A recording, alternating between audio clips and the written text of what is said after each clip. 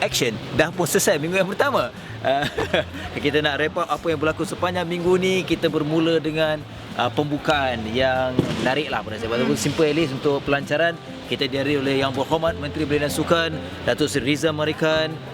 Kemudian ramailah VIP. Selesai selepas tu kita buka dengan perlawanan Subangsih Perak Bison lawan Selangor Pistons. Okey, aksi itu pada saya agak hampa. Sebab apa? Sebab Selangor tak berikan tentangan sengit.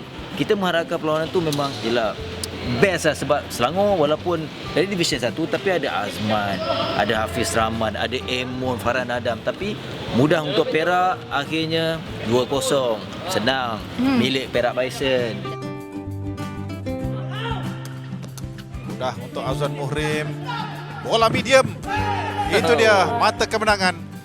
Okay, Alhamdulillah kita berjaya mendapat Subangsih pada tahun ini. Piala yang kita tak ada lagi pada tahun ini. Tahun lepas kita dah jadi juara dan tahun ini kita membuktikan yang kita adalah pasukan yang perlu digeruni lah pada tahun ini. Harap momentum ni berterusan lah untuk ke akhir liga nanti. Perlawanan tadi tak seperti mana apa yang kami harapkan di luar tadi. Saya mengharapkan pemain-pemain tadi dapat berhasil dengan baik, tetapi kita banyak buat mistake. Kita tak cover mistake tu balik dan akhirnya kita tercundang lah. Berharap next, ni baru first game, bukan penamat segala-galanya untuk kami, tapi kami akan terus memberikan tentangan dan akan memperbaiki kesilapan-kesilapan yang kami telah buat hari ini, dan insyaAllah game kedua dan seterusnya nanti kita akan lebih cemerlang insyaAllah.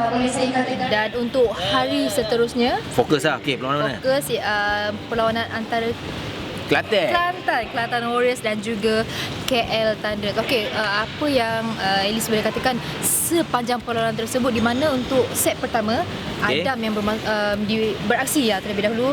Adam bermain permulaan tu agak bagi Untuk Kelantan lah. Yep, betul. Baik. Okay. Tapi di penghujung tu macam ada kelonggaran sikit lah, terutama dari segi servis. Dan seterusnya bagi pasukan KL Thunder pula, awalnya Syahir tidak dimasukkan, tapi di penghujung saingan tu dia dimasukkan dan mantap. Sentuhan walaupun yalah macam lama tak main, tapi masih ada lagi. Kepada Naim, kembali kepada Kuala Lumpur, peluang di sini untuk Azlan, lipasan beliau diselamatkan oleh Yushanif. Peluang Naim bagaimana? Masih hidup. Satu rally dan Azlan terkandas. Terkandas pula. Memang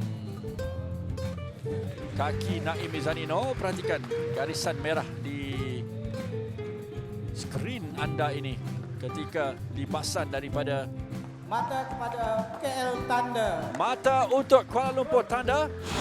Jadi pemain saya kita barisan kejuaraan Kelantan Warriors amat berpuas hati dengan persembahan yang ditunjukkan.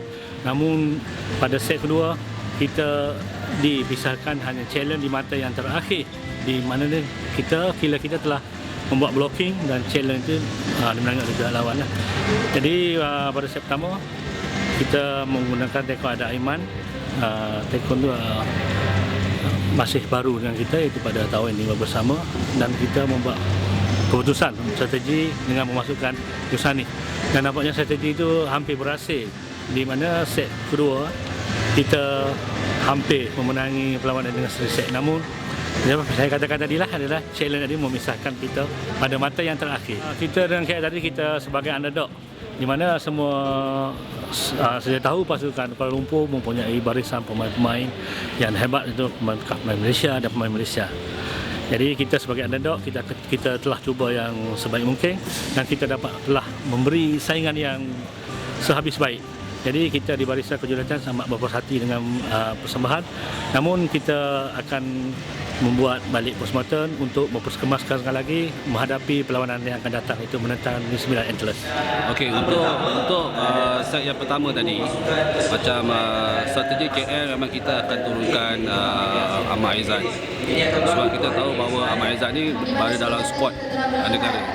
Jadi kita rasa kita yakin dengan kemampuan dia dan kita tengok kemampuan dia, sebab ini adalah first game. Masing-masing kalau first game masing-masing cuba jaga performance dan mereka nak cari keyakinan, mereka nak cari confident. Jadi strategi kami lihat dulu sejauh mana Ahmad Aizat ni boleh bawa diri dia dalam tim ini, dalam game hari ini. Kemudian tengok rasanya okey, setakat itu kita buat perubahan, kita masukkan Syahir. Nah, Syahir juga sedang mencari rentak.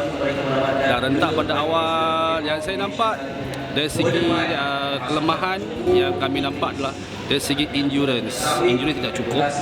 So apa yang berlaku hari ini, game hari ini, kami dah dapat kenal pasti. Selepas ini maknanya kami lebih fokus kepada untuk develop dia punya endurance untuk permainan 2 set ataupun 3 set. Secara peribadinya saya melihat bahawa Aidil feeder Kelantan hari ini bermain dengan cukup baik, yang mana servis-servis yang diberikan oleh KL, kalau kita lihat servis-servis KL ni agak laju dan membahayakan pihak lawan, tetapi Aidil mampu mengawal dari segi permainan hantaran.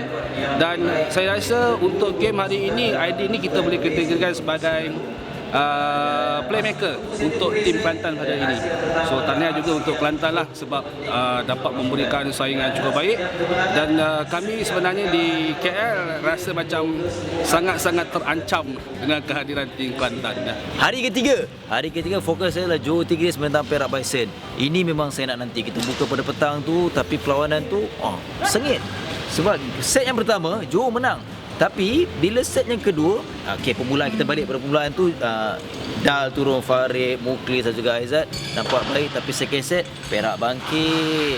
Tapi surprise, perlu berikan pujian kepada Johor kerana ketika berani memasukkan Faisal, pemain muda, pemain yang baru pertama kali main untuk STL. Tapi Faisal memang perform baik, dan Faisal lah antara boleh saya katakan nadi kemenangan untuk Johor Tigris di set ketiga. Jadi 2-1 Johor menang. Di tangan Johor Tigris. Drop service dinaikkan. Irsyad peluang untuk Amirul. Dan blocking dapat dilakukan. Jadi kemenangan 21-15. Pada perlawanan hari ini bertemu dengan Johor Tigris memang agak perlawanannya agak sengit lah. Dan kita pun tahu Johor Tigris ini adalah sebagai juara kepada Champion Cup dan dia mempunyai pemain-pemain yang memang betul-betul berkaliber. Dan perlawanan ini memang sengit. Jadi kekurangannya sikit itu adalah daripada segi kesilapan lah. Siapa yang membuat kesilapan yang lebih, dia akan kecundang dalam game ni. Siapa yang membuat kesilapan yang kurang, dia akan menang dalam game ni. Jadi daripada segi perlawanan yang tadi, mungkin ada juga faktor daripada segi keletihan daripada pemain, sebab minggu ni pemain terpaksa main sebanyak Perak Bison terpaksa main sebanyak 3 game berbanding dengan Johor Tigris hanya main 2 game pada minggu ni. Okey, sebenarnya bagi pasukan Johor Tigris, kita merasakan bahawa pertemuan pada petang ini merupakan satu perlawanan yang sengit. Lebih-lebih lagi apabila kita menentang pasukan Perak Bison yang juga merupakan juara bertahan untuk SCL 2019 dan juga pemenang Piala Sumbangsi bagi 2020. Dan apa yang kita harapkan barisan pemain kita dapat berusaha sebaik mungkin pada perlawanan tadi untuk mengimbangi perlawanan pada petang ini. Dan syukur alhamdulillah pada set pertama kita dapat mencuri satu set pertama.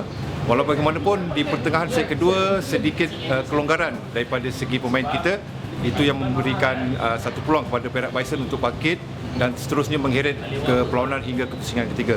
Namun pada pusingan ketiga, alhamdulillah pasukan kami telah berjaya mengesan kelemahan yang sedia ada dan seterusnya memperbaiki perlawanan tersebut sehingga kami berjaya memenangi perlawanan pada set ketiga pada petang ini. Settle minggu yang pertama, mantap, banyak tie break. Kita tunggu apa akan berlaku untuk minggu yang kedua. Kita jumpa lagi, bye bye guys.